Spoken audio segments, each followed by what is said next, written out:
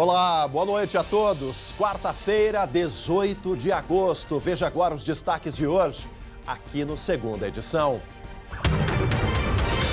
Polícia prende casal por torturar filho de 6 anos em Canoas. Veja os detalhes de mais um caso revoltante de violência contra a criança no nosso estado. Prejuízo de R$ 1 milhão. Atacante colorado Paolo Guerreiro se envolve em acidente na zona sul de Porto Alegre com carro de luxo. Já os detalhes. Esgotado.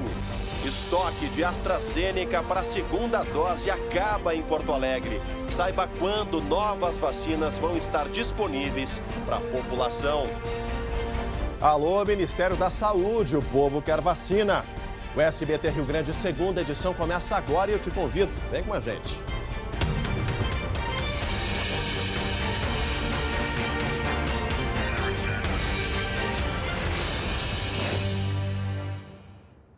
E olha, a gente começa a Segunda Edição de hoje com um alerta, e um alerta bem importante. Porto Alegre confirmou hoje, quarta-feira, a transmissão comunitária da variante Delta aqui na nossa cidade. Além disso, aumentaram as contaminações por surtos de Covid. Aqui no Hospital Conceição, lá na Zona Norte, são 129 casos positivos entre pacientes e funcionários. Já foi confirmado que pelo menos um deles estava contaminado pela variante Delta. É um homem de 65 anos com comorbidades, mas que se recuperou felizmente e já teve alta. 12 pessoas morreram, perderam a vida lá no GHC. Já no Hospital de Clínicas, aqui também na nossa capital, o hospital informou que todos os funcionários da área administrativa foram testados e os resultados são negativos. O local teve 8 casos confirmados até o dia 10 de agosto. Há também surtos registrados em hospitais de Ibirubá, Não Me Toque e também na cidade de Carazinho, portanto aí surtos que as autoridades, os gestores estão em alerta para buscar o controle e não deixar disseminar, especialmente da variante Delta e da P1, né? A P1 também continua circulando enquanto a maioria da população não estiver vacinada com as 2 doses. Falando em vacinação, olha só, o estoque de AstraZeneca para a segunda dose esgotou hoje mesmo antes do meio-dia aqui para os porto-alegrenses. Vamos conversar com a Luciane Coman, que tem mais informações sobre esse assunto. Já sabemos quando chega uma nova remessa de AstraZeneca, Lu. Boa noite. Boa noite, Chemali. Boa noite a todos. Pois é, né? Gerou uma preocupação nessa manhã. O estoque de AstraZeneca estava muito baixo, tanto que o serviço da segunda dose estava disponível apenas em 3 postos de saúde. A notícia boa é que já chegou aqui em Porto Alegre, Chemali, uma nova remessa. A cidade recebeu cerca de 21 mil doses da Pfizer para dose 1 e mais de 34 mil doses da AstraZeneca para dose 2. Amanhã, mais uma novidade. Porto Alegre vai começar a vacinar os jovens de 20 anos. Estamos chegando ali nos 18, hein, Chemari? Logo a gente bate a meta. Vão ser 12 postos de saúde e outros 2 locais, então, aplicando a vacina nesse público. Shopping Total e também o drive-thru híbrido lá do Bourbon Varig, na Zona Norte. Bom, mais uma informação, então, em relação à segunda dose da AstraZeneca, que chegou a faltar hoje e já foi reabastecida. Amanhã estará disponível em 12 postos de saúde e também em 2 farmácias conveniadas. Também vai ter segunda dose da Pfizer em 4 unidades de saúde. Pfizer e AstraZeneca, lembrando que o intervalo é de 10 semanas. E vai ter também a segunda dose da Coronavac em 13 unidades de saúde. E aí o intervalo é um pouquinho menor, de 28 dias. Chemali. Tá certo, Dudu. Obrigado pelas informações. Tá aí, todos os porto-alegrenses na expectativa. Já chegou uma nova remessa, a gente agora aguarda o pessoal da coordenadoria, da secretaria, distribuir para os postos de saúde e para que as pessoas completem o esquema vacinal com a segunda dose da AstraZeneca. Agora, olha essa história, ainda falando sobre vacinação, sobre a importância das vacinas para que a gente possa se proteger contra a pandemia e contra outras tantas doenças. Lembra que nós falamos ontem aqui de um ato de vandalismo, crime, que pode ter estragado doses de vacina aqui em Capão da Canoa, no litoral norte? Pois a polícia descobriu quem foi o responsável. Agora nós vamos para a redação conversar com a Nanda Miller.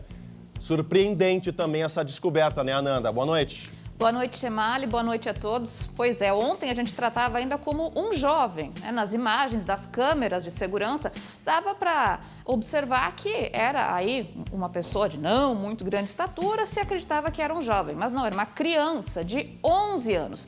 Nas imagens aparece um casal e esse menino numa bicicleta. O casal era a irmã e o cunhado do garoto e ele resolveu fazer uma brincadeira aí de muito mau gosto e desligou esse disjuntor e acabou fazendo com que essa unidade de saúde, esse posto de saúde em Capão da Canoa, ficasse sem energia por mais de 24 horas e as doses de vacinas, não só contra o coronavírus, mas também contra outras doenças, pode ter sido perdido. Está sendo feito um estudo, um teste, para avaliar, né, Chemali, se elas poderão ou não ser utilizadas, mas existe esse risco aí de perda. Como o garoto tem apenas 11 anos, ele não vai ser acusado, não vai ser de nenhuma maneira responsabilidade. Não há pena. Abaixo de 12 anos não há pena. Exato, né, não há pena, exatamente. Ele não é imputável, né? Exato. Como se fala aí nos termos técnicos. Mas, de qualquer maneira, a mãe levou esse menino à delegacia para prestar esclarecimentos. Ele, obviamente, né, disse que não tinha a intenção de causar mal a ninguém e que queria fazer só uma brincadeira, deixar algumas casas sem luz. Brincadeira que acabou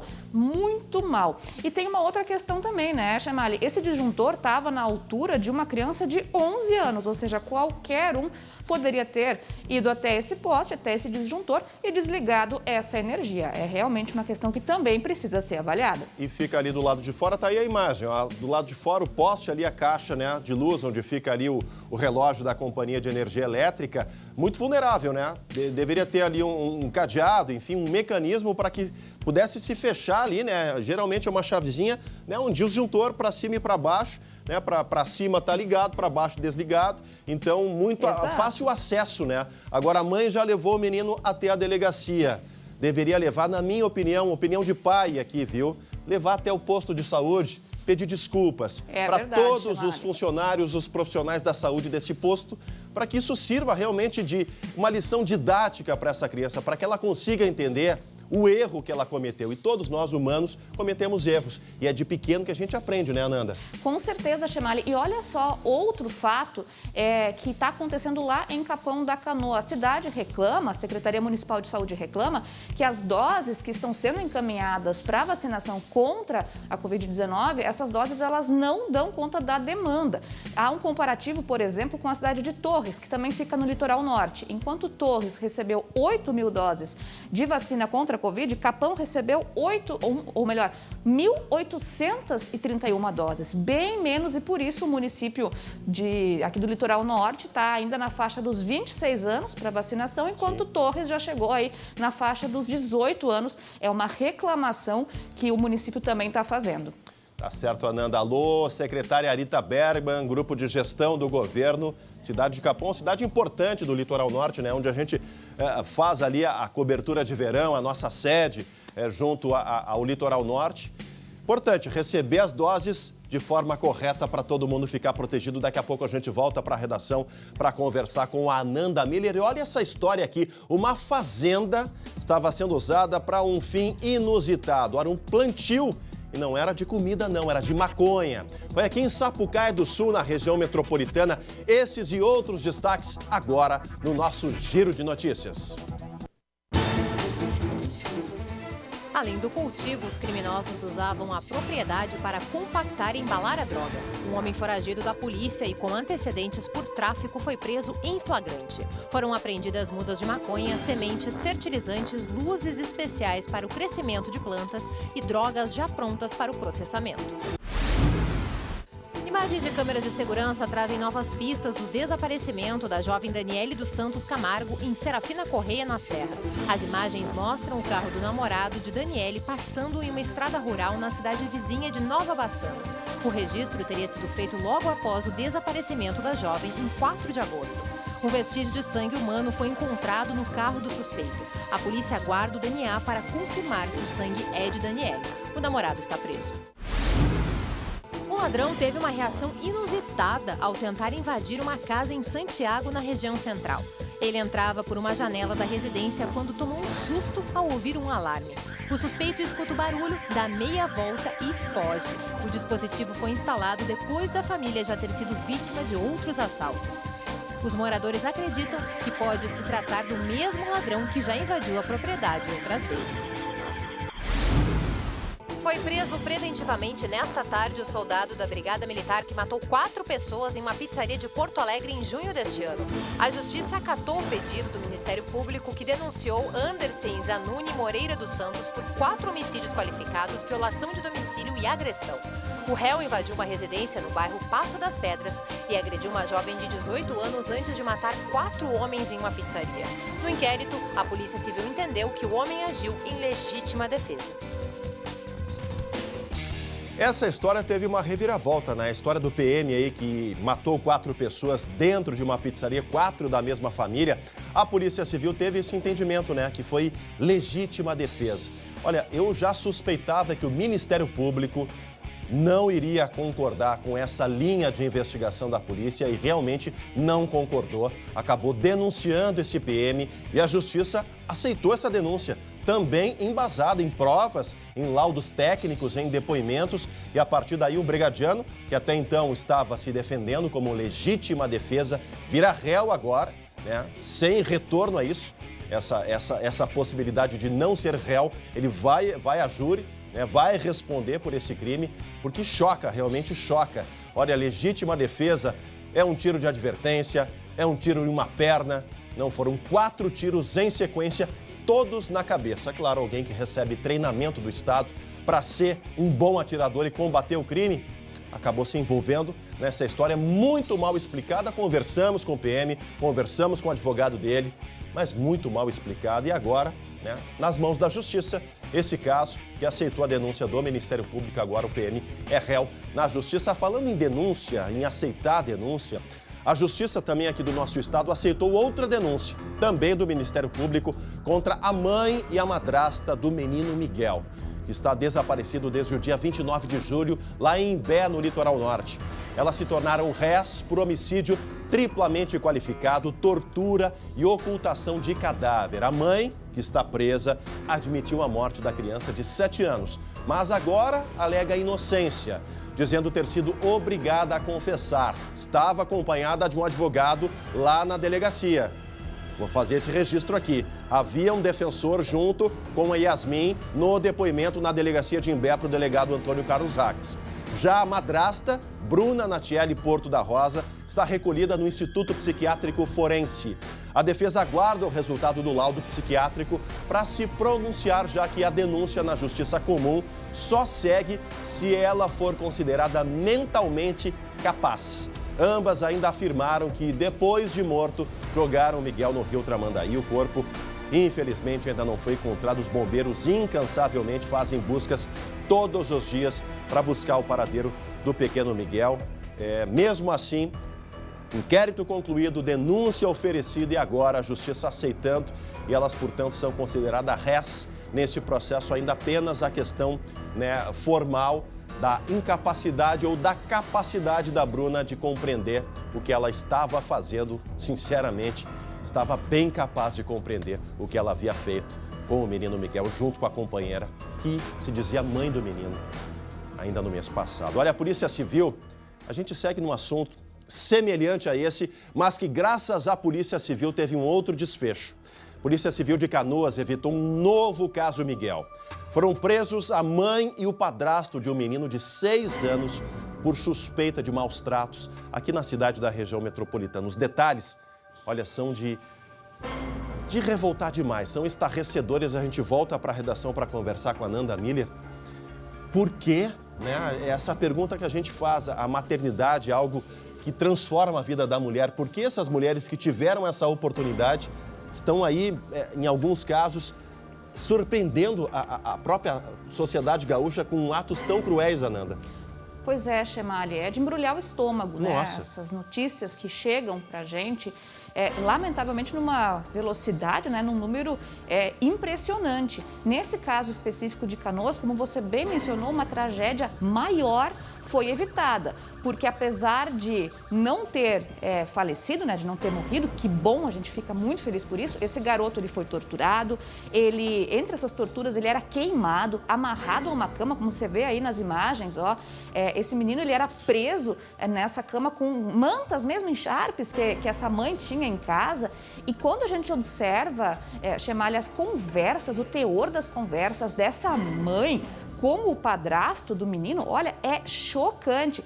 Ela fala aí que quase mata, que quase matou, que quando ela tem raiva, ela tem muita força, diz que vai dopar essa criança, que não aguenta mais, que está cansada e que vai colocar esse menino aí na rua, vai doar num hospital, vai abandonar num hospital. Olha a frieza. E o que mais me chama a atenção, nessa foto aí, que a gente obviamente colocou, né, esse borrão, para não identificar essa criança, que bom, né, sobreviveu, que ótimo que ela está agora na companhia, né, de familiares que estão cuidando com carinho. Essa mãe, naquela imagem, ela coloca a legenda "eu sou ruim" e manda para o padrasto. Olha, realmente, a gente comprova isso, né? Eu sou ruim. Ela admite isso enquanto manda essa foto na conversa para o namorado, para o padrasto desse menino. Por sorte, ele conseguiu ser retirado a tempo dessa casa, dessa família, junto com a irmã, que também foi encaminhada aí para cuidado de familiares, a irmã que não era agredida. A mãe deixava claro nessas mensagens. Ela gostava da menina e definitivamente detestava esse filho que era torturado barbaramente, mantido preso à cama, amarrado à cama aí na cidade de Canoas. Realmente muito triste. Que bom que ele conseguiu escapar com vida. O detalhe dessa história é que o Conselho Tutelar também estava atento, né, Ananda? E precisa continuar atento, porque não é porque esse menino está com familiares que tem que se esquecer, né? É preciso manter os olhos atentos, Ministério Público, Conselho Tutelar, porque a única coisa que não pode acontecer na vida dessa criança é ela continuar sofrendo abusos, sendo torturada. Tomara que tudo dê certo para esse menino e, evidentemente, o nome dele e nem o nome dos agressores não foram divulgados para não revitimizar esse garoto de 6 anos. Ainda hoje, aqui no Segunda Edição, prejuízo milionário em acidente de trânsito aqui na capital. Jogador colorado teve o carro de luxo atingido. Ananda Miller. R$1 milhão é o valor avaliado desse veículo. Na sequência, mais detalhes.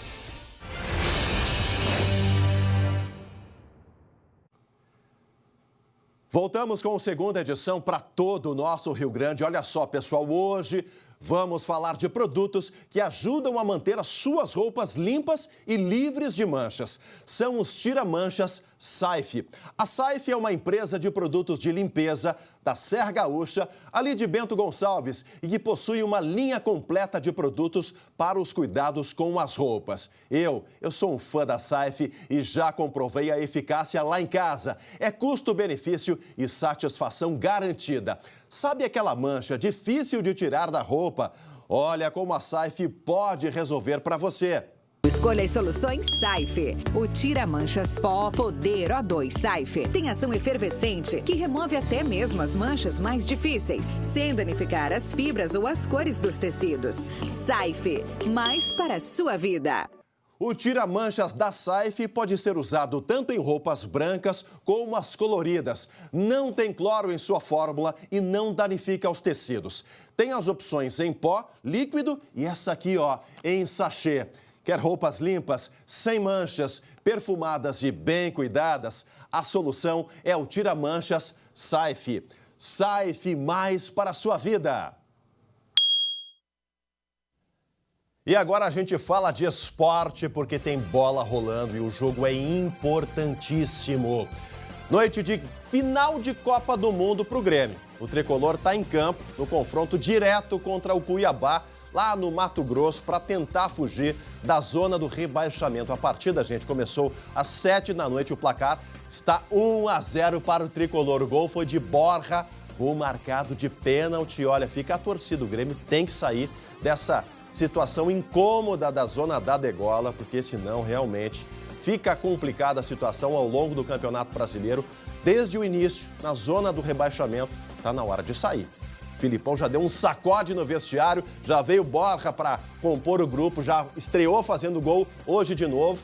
é jogo para ganhar, levar 3 pontos para casa. A gente continua falando de esporte, só que de um jeito um pouquinho diferente, até uma dorzinha de cabeça. Não é derrota, né, do Inter, mas tem atacante do Inter envolvido nessa confusão toda. Estou falando de Paolo Guerreiro, que se envolveu em um acidente hoje à tarde. Vamos para a redação conversar com a Nanda Miller.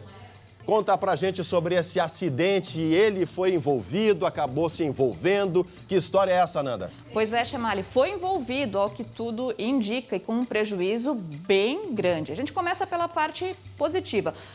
2 pessoas se feriram, não com gravidade, foram encaminhadas para o HPS, Hospital de Pronto-Socorro, e não correm risco de morte. No entanto, o que aconteceu? Um acidente, uma colisão entre o Porsche do Guerreiro e um outro veículo. Olha só as imagens. O prejuízo, Chamali, R$1 milhão aproximadamente. É bastante dinheiro. Não queria pagar essa conta, Nem viu, eu. Nanda? Valeu, guria. Boa noite pra ti, boa noite a todos que nos acompanharam. Ótima noite de quarta-feira. Amanhã, 19 de agosto, 40 anos de SBT. A gente espera vocês para uma comemoração. Tchau, tchau.